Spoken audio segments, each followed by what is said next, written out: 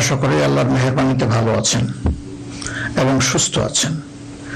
আজ আমি আপনাদের সামনে এসেছি কোনো গতানুগতিক রাজনৈতিক ভাষণ দেওয়ার জন্য নয়। আজ আমি একেবারে মনের ভেতরের কিছু কথা আপনাদের সাথে ভাগাভাগি করতে চাই, যে কথাগুলো একজন জেএনজি, একজন যুবক আর আমাদের প্রজন্ম সবার সাথে সম্পৃক্ত। একজন মুসলমানের জন্য যেমন তেমনি আমাদের দেশের অন্য ধর্মের সকল ভাই বোনদের জন্য। প্রিয় দেশবাসী, আজ আমি এখানে যাদের কারণে কথা বলছি সেই জুলাইয়ের মহান শহীদদের রুহের মাগফিরাত কামনা করছি। একই সাথে মহান মুক্তিযুদ্ধের শহীদদের গভীর শ্রদ্ধা করে স্মরণ করছি। জুলাইয়ের রক্তক্ষয়ী সংগ্রামে এখনো বহু মানুষ আহত আছেন। আমি তাদের দ্রুত আরোগ্য ও সুস্থতা কামনা করছি। জুলাই হয়েছিল কারণ আমাদের দেশ আমরা একত্রিত হয়েছিলাম। জুলাইতে রাস্তায় নেমেছিল আমাদের তরুণরা, রাস্তায় নেমেছিল আমাদের প্রিয় মা বোনেরা, নারীরা, রাস্তায় নেমেছিল শ্রমিক, কৃষক, সর্বস্তরের ভাইয়েরা এবং সকল মেহনতি মানুষেরা। ফেসিবাদ বিরুদ্ধে বিভিন্ন রাজনৈতিক দলের নেতা কর্মীরাও তখন আমরা একাকার হয়েছিলাম। শিক্ষক ও প্রকৌশলী, ডাক্তার সহ বিভিন্ন শ্রেণী পেশার মানুষ তখন রাস্তায় নেমে এসেছিলেন। দেশপ্রেমিক সশস্ত্র বাহিনীর সদস্যরাও সে সময় অত্যন্ত প্রশংসনীয় এবং দায়িত্বপূর্ণ ভূমিকা পালন করেছেন। আমরা জুলাই আর চাই না, আমরা চাই এমন বাংলাদেশ যেখানে আর কোনো দিন জনগণকে রাস্তায় নামতে হবে না। আমাদের বুঝতে হবে জুলাই কেন হয়েছিল। জুলাই হয়েছিল একটা বৈষম্যহীন বাংলাদেশের জন্য। জুলাই হয়েছিল একটা কালো রাজনৈতিক ধারার পরিবর্তনের জন্য। যুগের পর যুগ ক্ষমতা কুক্ষিগত ছিল পরিবারতন্ত্রের হাতে, নির্দিষ্ট গোষ্ঠীর হাতে। সেখান থেকে মুক্তির জন্য বিশেষ করে 2009 সাল থেকে জাতির উপর এমন এক শাসক গোষ্ঠী চেপে বসে যারা মানবাধিকার, ভোটাধিকার সহ সকল গণতান্ত্রিক অধিকার কেড়ে নেয় এবং গণতান্ত্রিক প্রতিষ্ঠানগুলোকে ধ্বংস করে ফেলে। গুম বিচার বহির্ভূত হত্যা, আয়নাগর প্রতিষ্ঠার মাধ্যমে জনগণের উপর নিপীড়ন চালায়। 2014, 18 ও 24-এর পর 3টি জাতীয় নির্বাচনের নামে তামাশার মাধ্যমে আমাদের ভোটের অধিকার হরণ করা হয়। এইসব নিপীড়ন এবং অধিকার ফিরে পাওয়ার জন্য এসেছিল রক্তাক্ত জুলাই। আমাদের তরুণরা এখন একটা নতুন দেশ দেখতে চায়, যে দেশকে তারা গর্ব করে বলতে পারবে নতুন বাংলাদেশ, এটি আমার দেশ। 2-0 এক কথায় যদি বলি, দেশের মানুষ পরিবর্তন চায়, কিন্তু একটি মহল পরিবর্তনের বিরোধী। কারণ পরিবর্তন হলেই তাদের অপকর্মের পথ বন্ধ হবে, মানুষের অধিকার কেড়ে নেওয়ার সুযোগ থাকবে না। এই সংস্কৃতি বদলানোর সাহস সবার থাকে না। ক্ষমতাবানদের বিরুদ্ধে রুখে দাঁড়ানোর হিম্মত সবার হয় না। এই হিম্মত দেখিয়েছে আবরার, ফাহাদ, আবু সাইদ, মুগ্ধ, ওসমান হাদি এবং তাদের সহযোদ্ধারা। তাদের রক্তের শপথ নিয়ে নতুন প্রজন্মের লক্ষ লক্ষ সাহসী সন্তান আজ এই পরিবর্তনের জন্য প্রস্তুত। এই দেশ আমাদের সময়ের এই সাহসী সন্তানদের হাতেই তুলে দিতে চাই, কারণ বাংলাদেশের ভবিষ্যৎ এই তরুণরাই রচনা করবে। এই তরুণরা পরিশ্রমী, তরুণরা সাহসী, তারা মেধাবী। এই তরুণরাই পরিবর্তনকে ভালোবাসে।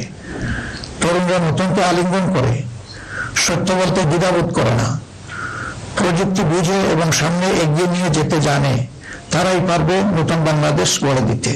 আমরা তোমাদের হাত ধরতে চাই, জুলাইয়ের মতো কাঁধে কাঁধ মিলিয়ে দেশ গড়ার কাজে সঙ্গী হতে চাই, প্রচলিত ধারা বদলাতে চাই, দেশটা বিভেদ এবং বিভাজনের রাজনীতি থেকে মুক্ত করতে চাই। মানুষের জীবনে শান্তি ফিরে আসুক, এটি আমাদের প্রয়াস, এই আমাদের চাওয়া। সবাইকে নিয়ে ঐক্যের বাংলাদেশ গড়তে চাই, এমন বাংলাদেশ যেখানে কেবল পারিবারিক পরিচয়ে কেউ দেশের চালকের আসনে বসতে পারবে না। এমন বাংলাদেশ যেখানে রাষ্ট্র হবে সবার, সরকার হবে জনগণের। প্রিয় দেশবাসী, জনগণ চায় একটু নিরাপত্তা, সুশাসন আর ইনসাফ। তাই আগামীর বাংলাদেশকে এসব অঙ্গীকার এবং মূল্যবোধের আলোকে সাজাতে চাই। রাষ্ট্রের মৌলিক কিছু সংস্কারের লক্ষ্যে জুলাই বিপ্লব পরবর্তী সরকার কিছু পদক্ষেপ গ্রহণ করেছিল, কিন্তু তা সম্পূর্ণ বাস্তবায়িত হয়নি। এই বাস্তবায়ন সম্ভব হবে আগামীতে যে গণভোট, সেই গণভোটে আমরা যদি আমাদের মূল্যবান ভোট দিয়ে হা বলি, তাহলে সংস্কার প্রক্রিয়া তার পূর্ণতা পাবে ইনশাআল্লাহ। আমরা এই জন্য এই জনগণকে বলবো যে গণভোটে হা বলুন এবং সংস্কারতে আলিঙ্গন করুন। আমাদের সন্তানদের স্বপ্ন পূরণে আপনিও গুরুত্বপূর্ণ অংশীদার হন। নতুন বাংলাদেশের আকাঙ্ক্ষার আলোকে আমাদের পরিকল্পনা, কর্মসূচি, অঙ্গীকার আপনাদের নিকট স্পষ্ট করার চেষ্টা করেছি। বাংলাদেশে আমরাই প্রথম পলিসি সামিটের মাধ্যমে রাষ্ট্র পরিচালনার নীতি কৌশল জনগণের সামনে তুলে ধরেছি। আমাদের নির্বাচনী ইশতেহারে এর প্রতিফলন রয়েছে। এই প্রক্রিয়ায় অনেকেই আমাদেরকে সহযোগিতা করেছেন, তাদের প্রতি আমরা কৃতজ্ঞ। এছাড়াও আমরা সমাজের বিভিন্ন শ্রেণী পেশার মানুষের সাথে কথা বলেছি, বসেছি এবং তাদের মূল্যবান মতামত পরামর্শ আমরা গ্রহণ করেছি। আমরা সুযোগ পেলে মহান আল্লাহর ইচ্ছায় জনগণের ভালোবাসায় সরকার গঠন করলে প্রথম দিনে ফজরের নামাজ পড়েই আমরা আমাদের পরিকল্পনা বাস্তবায়ন শুরু করব ইনশাআল্লাহ। প্রিয় দেশবাসী, আমাদের শাসক শ্রেণী সরকারি পদে নির্বাচিত হওয়ার পর নিজেদেরকে দেশের মালিক গণ্য করেছে। ফলে রাষ্ট্রীয় সম্পদ, পদ, পদবি, নীতি, প্রতিষ্ঠান সবকিছু ব্যক্তিগত ও দলীয় স্বার্থ হাসিলের উপায় হিসাবে ন্যায়ভাবে ব্যবহার করা হয়েছে। এর ফলে চুরি ও দুর্নীতি, স্বজনপ্রীতির মাধ্যমে প্রতারিত করে জনগণের সম্পদ লুণ্ঠন করা হয়েছে। উন্নয়ন প্রকল্প ব্যক্তিগত ও দলীয় লুণ্ঠনের সিঁড়ি হিসেবে ব্যবহৃত হয়েছে। এই ব্যবস্থার অবসান ঘটানোই আমাদের প্রধান লক্ষ্য। আলহামদুলিল্লাহ, অতীতে জামাত ইসলামী থেকে যারা জনপ্রতিনিধি হিসেবে সংসদ, সরকার ও স্থানীয় সরকারের দায়িত্ব পালন করেছেন তারা কেউ দুর্নীতির দায়ে অভিযুক্ত হননি। তারা দক্ষতার সাথে দায়িত্ব পালন করেছেন। আপনারা দেশের মানুষ, তারই সাক্ষী। প্রিয় দেশবাসী, আগামী জাতীয় সংসদ নির্বাচন জাতিকে একটি নতুন স্বপ্নের দিকে নিয়ে যাওয়ার এক নয়া সুযোগ হিসাবে এসেছে। যেসব সমস্যা আমরা বিগত দিনে সমাধান করতে পারিনি, যে লুটেরা গোষ্ঠীকে আমরা নিয়ন্ত্রণ করতে পারিনি, সেসব সমস্যার সমাধান এবং লুটেরা গোষ্ঠীর নিয়ন্ত্রণের সুযোগ হচ্ছে আগামী নির্বাচন। তাই জনগণকে ঠিক করতে হবে আমরা আমাদের নিজেদের জন্য, আমাদের তরুণ প্রজন্মের জন্য, আমাদের নারীদের জন্য, বয়স্ক মানুষের জন্য, প্রান্তিক জনপদের জন্য, শ্রমিকের জন্য, উদ্যোক্তাদের জন্য কোন বাংলাদেশ চাই। আমাদেরকে প্রশ্ন করতে হবে, আমরা কি সমাজে শৃঙ্খলা প্রতিষ্ঠা করতে চাই? আমরা কি নিয়ম নীতি, শান্তির রাষ্ট্র প্রতিষ্ঠা করতে চাই? আমরা কি উন্নত দেশ হতে চাই? আমরা কি শোষণ, জুলুম, দুর্নীতি, চাঁদাবাজ মুক্ত রাষ্ট্র চাই? আমাদেরকে ভাবতে হবে আমরা কি রাষ্ট্রীয় প্রতিষ্ঠানকে জবাবদিহিতার আওতায় আনতে চাই? যোগ্যতা ও সততাকে সরকারি পদের জন্য মৌলিক শর্ত করতে চাই? আমরা কি আমাদের জাতীয় সক্ষমতা ও সৃজনশীলতা বৃদ্ধি করতে চাই? এসব বিষয়ে যদি আমরা ইতিবাচক পরিবর্তন দেখতে চাই, তাহলে আমাদেরকে আগামী নির্বাচন নিয়ে নৈতিকভাবে ভাবতে হবে। রাজনৈতিকতার ফুলঝুরির বাইরে এসে বাস্তবতার আলোকে সৎ ও দক্ষ নিষ্ঠাবান নেতৃত্ব প্রতিষ্ঠা করতে হবে।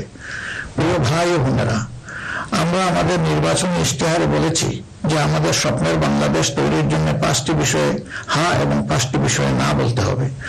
সততা, ঐক্য, ইনসাফ, দক্ষতা ও কর্মসংস্থানকে আমরা হ্যাঁ বলতে বলেছি, কারণ এসব মৌলিক সত্য ছাড়া বৈষম্য, উন্নত, নৈতিক, মানসম্পন্ন বাংলাদেশ প্রতিষ্ঠা সম্ভব নয়। পাশাপাশি দুর্নীতি, ফেসিবাদ, আধিপত্যবাদ, বেকারত্ব, চাঁদাবাজিকে স্পষ্ট না করতে বলেছি। প্রিয় দেশবাসী, বাংলাদেশ আয়তনে ছোট্ট কিন্তু জনসংখ্যার দিক থেকে একটি বড় দেশ। এই জনসংখ্যাকে অনেকে সমস্যা হিসেবে বিবেচনা করলেও আমরা মনে করি এটি আল্লাহর নিয়ামত এবং এক বড় সম্পদ। তাই আমাদের জনসংখ্যাকে জনশক্তিতে রূপান্তর করতে হলে নীতি এবং নৈতিকতা ভিত্তিক রাজনীতির বিকল্প নেই। সমাজে নীতি, নৈতিকতা, শৃঙ্খলা, জবাবদিহিতা প্রতিষ্ঠা ছাড়া কোনো জাতি এগোতে পারেনি, আমাদের পক্ষে অসম্ভব না। যে সমাজে নারীর মর্যাদা রক্ষা করতে পারেনি, সেই সমাজ কখনো সমৃদ্ধ হতে পারে না। আমরা ক্ষমতায় এলে নারীরা কেবল ঘরের ভেতরে নয়, সমাজের মূলধারার নেতৃত্বে থাকবেন সগৌরবে।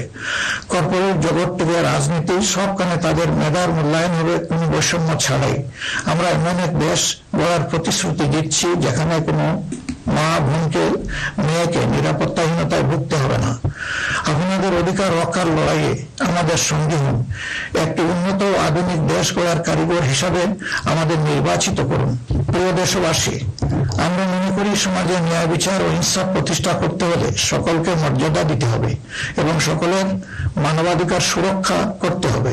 সকল পরিচয় নির্বিশেষে আমরা অঙ্গীকার ব্যক্ত করছি যে একটি মানবিক উন্নত দেশ গড়ার জন্য দলমত নির্বিশেষে সকলের মান, ইজ্জত, অধিকারের সুরক্ষা দিব ইনশাআল্লাহ। এই বাংলাদেশ মুসলমান, হিন্দু, বৌদ্ধ, খ্রিস্টান সবার, কেউ ভয়ের সংস্কৃতির মধ্যে বাস করবে না। যদি কেউ ধর্মীয় পরিচয়ের ভিত্তিতে আঘাত করার চেষ্টা করে, আমরা অতীতের মতো ভবিষ্যতেও তা প্রতিরোধ করব।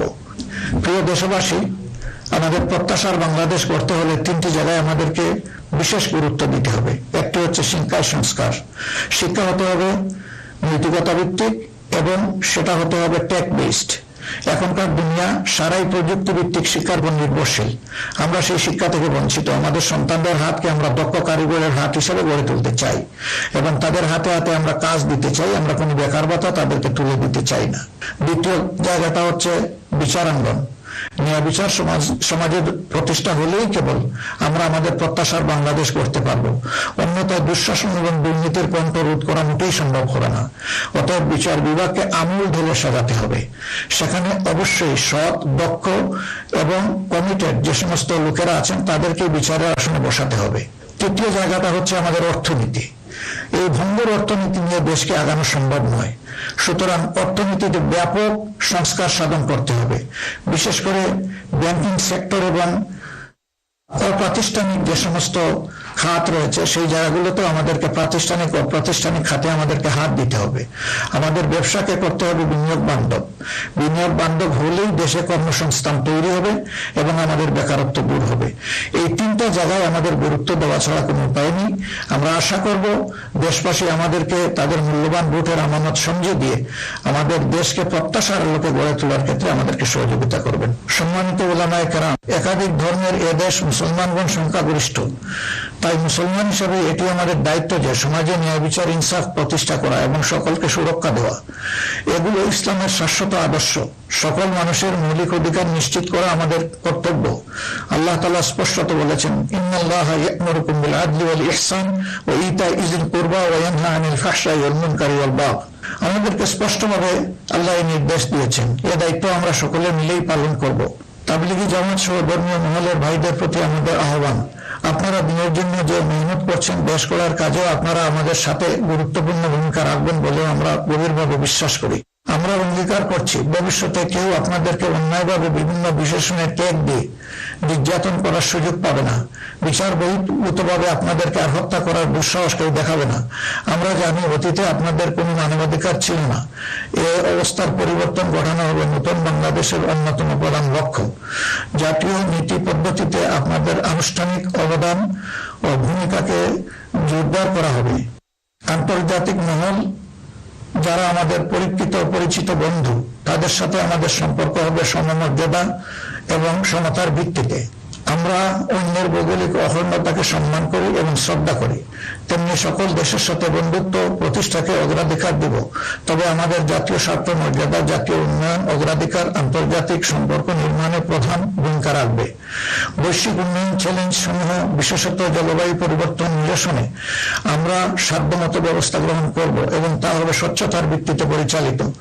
নিপীড়নের শিকার হয়ে আশ্রয় নেওয়া রোহিঙ্গা জনগোষ্ঠীকে তাদের নিজ দেশে নিরাপদ এবং সম্মানজনক প্রত্যাবর্তনের জন্য সব ধরনের কূটনৈতিক তৎপরতা জোরদার করা হবে ইনশাআল্লাহ। প্রবাসী ভাই ও বোনেরা, জন্মভূমি থেকে 1000 মাইল দূরে অবস্থান করেও জুলাইয়ের অভ্যুত্থানে আপনারা গুরুত্বপূর্ণ ভূমিকা রেখেছেন, জেল জুলুমের শিকার হয়েছেন, ত্যাগ স্বীকার করেছেন।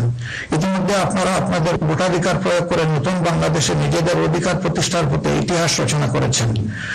আমি এতে আনন্দিত। আগামী দিনে দেশ গড়ার এই অভিযাত্রায় আপনাদের সক্রিয় অংশগ্রহণ ছাড়া আমাদের নতুন বাংলাদেশের স্বপ্ন অপূর্ণই থেকে যাবে।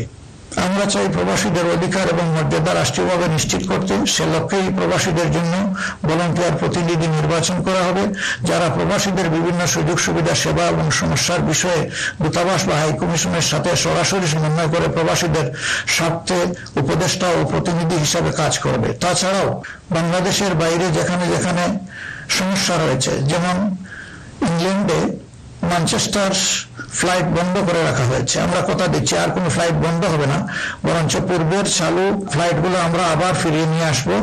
নিউ ইয়র্কে নতুন করে বাংলাদেশ ফ্লাইট ইনশাল্লাহ চালু হবে। এরকম দুনিয়ার যে যে জায়গায় এই ফ্লাইটগুলো চালু হওয়া দরকার তা আমরা নিশ্চিত করার ব্যাপারে বদ্ধপরিকর। দেশ আর পিছনের দিকে যাবে না, দেশ এগিয়ে যাবে সামনের দিকে ইনশাআল্লাহ। প্রবাসী ভাইয়েরা যখন বিদেশে মৃত্যুবরণ করেন তখন অত্যন্ত অসহায় অবস্থা তাদের লাশ উপেক্ষিত হয়। আমরা কথা দিচ্ছি যারা আমাদের রেমিটেন্স যোদ্ধা তারা আমাদের গর্বের ধন। কেউ যদি আল্লাহর ইচ্ছায় বিদেশে ইন্তেকাল করেন, আমরা অত্যন্ত সম্মানের সাথে আমাদের কাঁধে করে তাদের লাশ দেশে বয়ে নিয়ে আসবো ইনশাআল্লাহ। আমাদের প্রবাসীরাও জাতীয় সংসদে আনুপাতিক হারে ইনশাআল্লাহ তাদের প্রতিনিধিত্ব আমরা নিশ্চিত করার পক্ষে।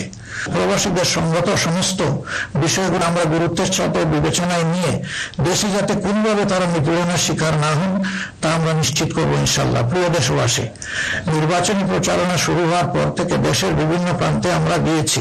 আপনারা আমাদের সভা সমাবেশে যোগ দিয়েছেন, আমাদের কথা শুনেছেন। আপনাদের ভালোবাসা, অংশগ্রহণ ও সহযোগিতায় আমরা অভিভূত।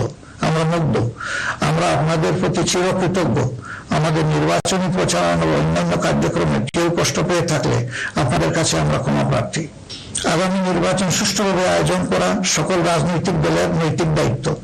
তাই আমাদের আহ্বান হবে নির্বাচনী আচরণ বিধিগুলোকে সম্মান জানানো এবং প্রতিদ্বন্দ্বী রাজনৈতিক দলের বৈধ অধিকারকে সম্মান করা।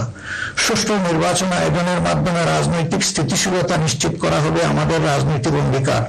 প্রশাসন ও আইন শৃঙ্খলা রক্ষাকারী বাহিনীর সদস্যরা নিরাপত্তার দায়িত্ব তারা পালন করেছেন অত্যন্ত নিষ্ঠার সাথে। আমাদের সাংবাদিক ভাই এবং বোনেরাও অনেক কষ্ট করে আমাদের বিভিন্ন অনুষ্ঠান কভার করেছেন। আপনাদের প্রতি গভীরভাবে আমরা কৃতজ্ঞ। আপনাদের ঋণ শোধ করতে পারবো না, আপনারা ভালো থাকবেন। আমাদের দলের বিভিন্ন পর্যায়ের নেতাকর্মী, শুভাকাঙ্ক্ষী এবং নির্বাচনী জোটের নেতৃবৃন্দ কর্মীগণ নিরলস পরিশ্রম করে যাচ্ছেন, আর্থিক ত্যাগ করেছেন। শেরপুরে আমার ভাই রেজাউল করিম প্রতিপক্ষের নির্মম আঘাতে শাহাদাত বরণ করেছেন। আল্লাহ রাব্বুল আলামিন তার এই ত্যাগকে কবুল করুন এবং তাকে শহীদ হিসেবে কবুল করুন। আমাদের ভাই জনাব মোহাম্মদ নুরুজ্জামান বাদল, যিনি শেরপুর 3 আসনের প্রার্থী ছিলেন, তিনি ইন্তেকাল করেছেন। আল্লাহ তাকে উত্তম পুরস্কার দিন এবং জান্নাত নসিব করুন। প্রিয় দেশবাসী, আমরা আন্তরিকভাবে বিশ্বাস করি যে রাষ্ট্রীয় দায়িত্ব হচ্ছে আমানত। রাষ্ট্রীয় দায়িত্ব কোনো উপভোগের বিষয় নয়। সর্বাবস্থায় আমরা স্মরণে রাখব আমরা প্রত্যেকে দায়িত্বশীল এবং আমাদের দায়িত্বের ব্যাপারে জিজ্ঞাসাবাদ করা হবে। আমরা হযরত ওমরের সেই বিখ্যাত উক্তি ও দায়িত্বশীলতা মনে রাখবো যে ফুরাত তীরে একটি কুকুর না খেয়ে যদি মরে তাহলে তার জন্য তাকে জবাবদিহি করতে হবে। আল্লাহর নির্দেশ অনুসারে আমরা ন্যায় বিচার প্রতিষ্ঠায় অঙ্গীকারবদ্ধ থাকবো ইনশাআল্লাহ। আশা করি আপনারা আমাদের অঙ্গীকার ও স্বপ্নকে বিশ্বাস করে জাতীয় সংসদ নির্বাচনে আমাদের প্রতি সমর্থন জানাবেন।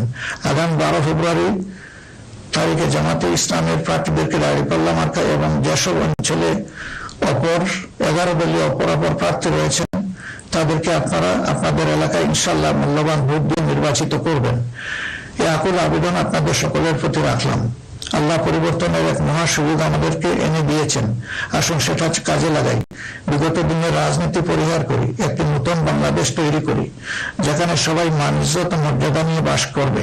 আমরা আমাদের তরুণ সমাজকে সমাজের কক্ষে বসিয়ে দিতে চাই।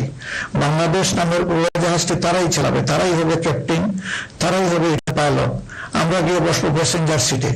হে তরুণরা, তোমরা তৈরি হয়ে যাও। এই দেশ তোমাদের জন্য, এই দেশ হাতেই তুলে দিতে চাই এবং এই দেশ তোমাদের হাতেই মানাবে, এই দেশ তোমাদের হাতেই গড়ে উঠবে। এটি আমার একান্ত প্রত্যাশা। বাংলাদেশ জামাতে ইসলামী নিরলসভাবে এই দেশকে গড়ে তোলার জন্য এবং দেশের বিদ্যমান সংকট নিরসনের জন্য সবসময় কাজ করে এসেছে। তা আপনারা সকলেই সাক্ষী। এমনকি আমাদের কষ্টের দিনগুলোতেও আমরা থেমে থাকিনি। আমরা জনগণের সুখ দুঃখ ব্যথা বেদনার সমান অংশীদার ছিলাম। যেখানেই জনগণ কোনো দুঃখে কষ্ট পড়েছে সেখানেই আমরা গিয়ে তাদের সামনে হাজির হওয়ার চেষ্টা করেছি। আপনারা তখন আমাদেরকে বলতেন, এত কষ্ট বুকে চেপে আপনারা এসেছেন আমাদের কাছে, এই এক আশ্চর্য জিনিস। না, এটা আপনাদের কাছে আশ্চর্য হলেও আমাদের কাছে ছিল এটি আমাদের পবিত্র কর্তব্য এবং দায়িত্ব। কোনো বাধাই আমাদেরকে সেদিন টিকিয়ে রাখতে পারেনি। ইনশাআল্লাহ আগামীতেও কোনো বাধা আমাদেরকে টিকিয়ে রাখতে পারবে না। আমরা আমাদের প্রিয় জনগণের এবং আমরা বিশ্বাস করি আমাদের জনগণ আমাদেরকে ভালোবাসে।